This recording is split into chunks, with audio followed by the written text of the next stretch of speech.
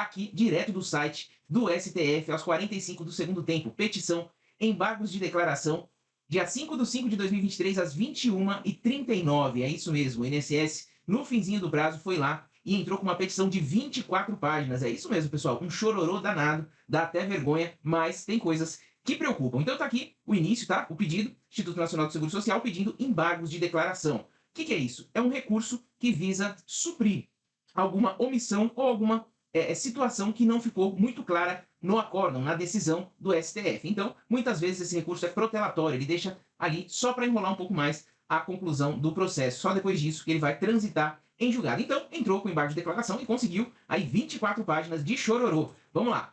O que eu trouxe para vocês? O principal aqui, o que mais interessa nessa petição que o INSS fez. Da necessidade de atribuição do efeito suspensivo ao recurso. Olha só, o INSS quer que suspenda novamente todas as ações. E olha só o chororô. Diz o seguinte, primeiramente o INSS pede a suspensão da eficácia de liminares, né, que estão saindo já de processos, já estão andando da revisão da vida toda, baseada no acordo, porque é o seguinte, segundo o INSS, o volume de pessoas que podem eventualmente pleitear, pedir a revisão da vida toda sem a correta delimitação do sentido e do alcance da tese firmada, com a necessária integração do julgamento dos embargos de declaração, ou seja, desse pedido, é enorme, pois no período de 26/11/99 até 12/11/2019, que é o período em que as pessoas têm direito, o INSS concedeu 88 milhões de benefícios. Pessoal, você acha mesmo que 88 milhões vão pedir a revisão da vida toda? É uma revisão de exceção. Então, é uma vergonha essa primeira parte aqui que o INSS está pedindo a suspensão baseado nisso. Creio eu que vai tomar uma pancada aí do Xandão ou de quem fizer a análise dessa situação, porque é um absurdo alegar que tem 88 milhões de processos que podem ter direito à revisão da vida toda.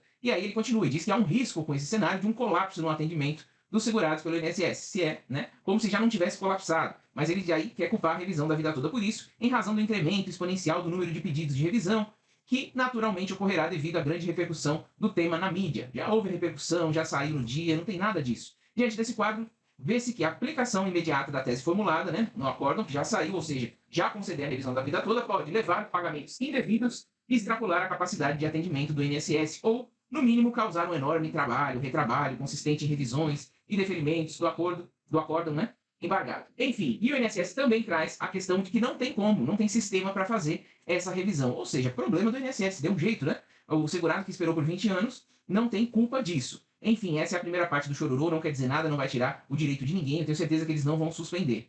Omissão a respeito da decadência e da prescrição. Aqui o INSS diz que na decisão não foi nada dito sobre decadência e prescrição, e que tem muito se falado sobre isso, né? Inclusive ele cita aqui vários sites jurídicos que estão ventilando essa possibilidade de dar entrada pessoas que já têm o benefício recebido por mais de 10 anos. Então, ele pede que o STF se manifeste a respeito disso, ou seja, vai ter direito só quem tem 10 anos, né, 10 anos ou menos de recebimento de benefício a contar do primeiro pagamento recebido, e também a questão da prescrição. A prescrição é o seguinte, pessoal, chama-se prescrição quinquenal, ou seja, 5 anos.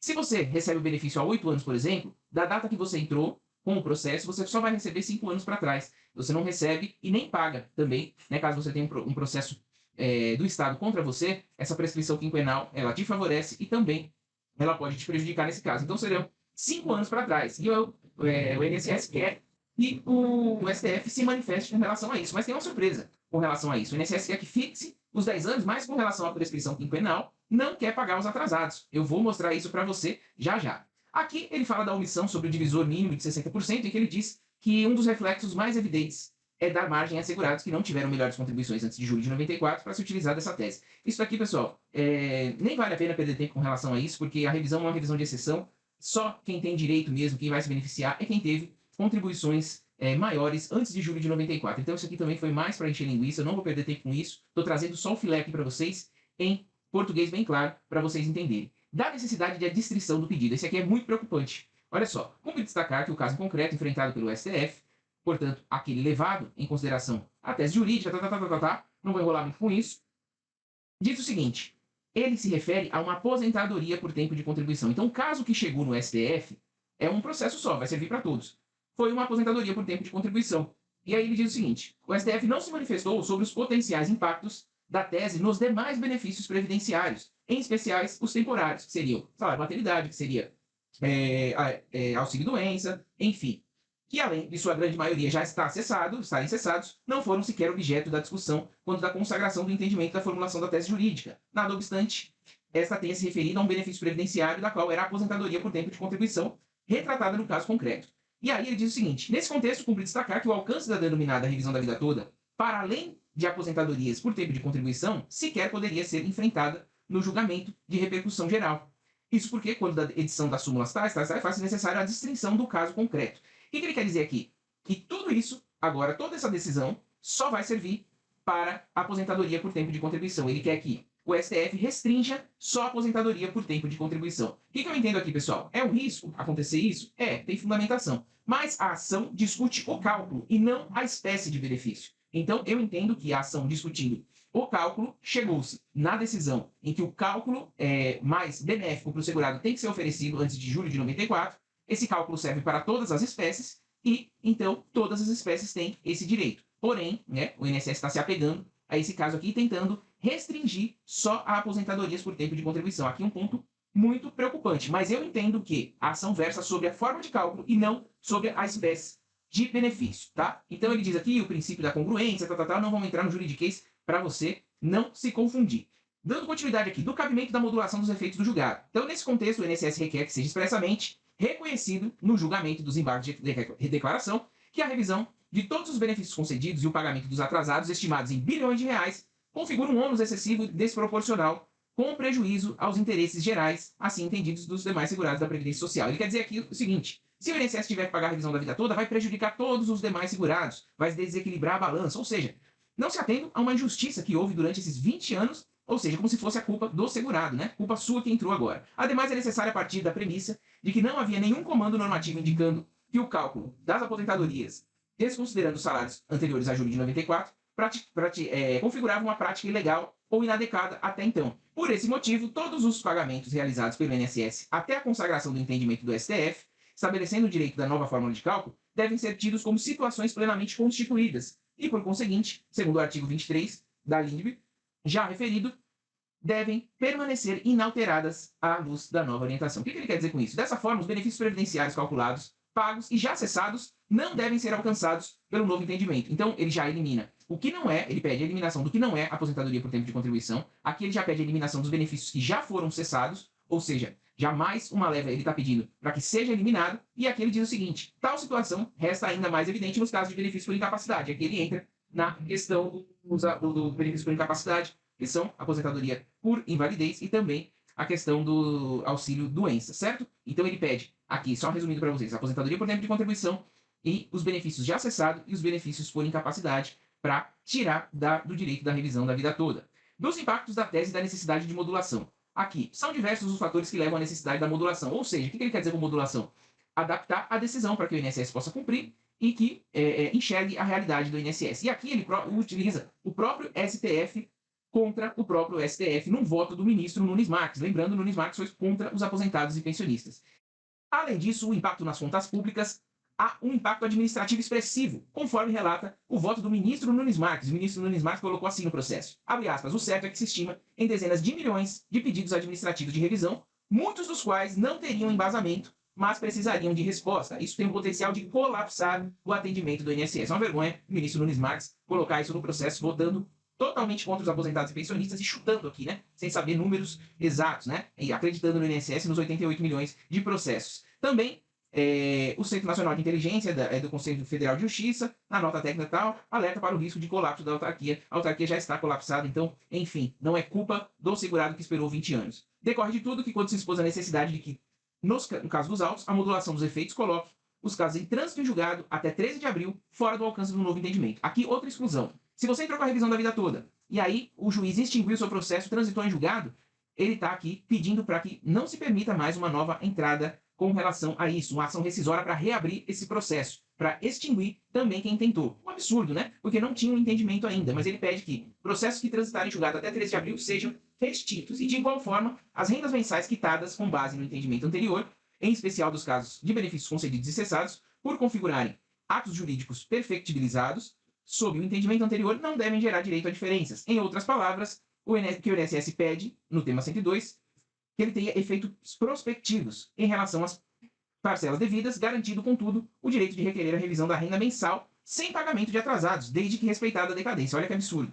Respeita a decadência, ou seja, não pode pedir com mais de 10 anos e não recebe o atrasado, que é a prescrição, né? Os 5 anos para trás. Em conclusão, ele diz aqui, para a preservação da segurança jurídica, em razão do impacto da nova tese de repercussão geral sobre as contas públicas, bem como levando em conta os limites da capacidade administrativa do INSS, é necessário modular os efeitos do tema 102, olha só, para que tenha eficácia prospectiva, ou seja, dali para frente, com efeitos a partir de 13 de abril, excluindo-se expressamente, preste atenção, a possibilidade de revisão de benefícios previdenciários já extintos, ou seja, que já cessou, a possibilidade de rescisão de decisões transitadas em julgado, porque a rescisão é reabrir um processo que foi negado já, então, com base na nova decisão, ele não quer também isso, a impossibilidade de revisão e pagamento de parcelas de benefícios quitadas à luz e ao tempo do entendimento, então, vigente, vedando-se, por consequência, o pagamento de atrasados. Olha que absurdo. Então, quer que se pague do processo para frente, não se paga atrasado. E mais, pelo que eu entendi aqui, ele quer que pague de 13 de abril para frente, que é a publicação do acórdão, né? E não de quando entrou com a ação. Um completo absurdo esse pedido.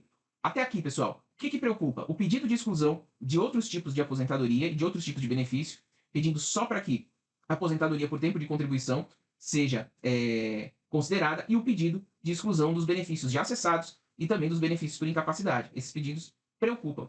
Então, aqui vem o final, os requerimentos. São 24 páginas que eu resumi aqui para vocês, tá, pessoal? Então, por isso o vídeo é um pouquinho mais longo. Mas olha só, eles pedem, por final, a suspensão dos processos que tramitam em qualquer vara ou grau de jurisdição que tenha como objeto a tese da revisão da vida toda, ou seja, suspende tudo porque eu não tenho condições de dar conta da revisão da vida toda até que esse embargo seja julgado. A anulação do acórdão, né, do STF, isso aqui eu nem me ative, mas eles querem anular o acórdão lá do STJ e aí voltar o processo lá para trás, enfim, só protelatório mesmo, não vale a pena a gente perder tempo com isso.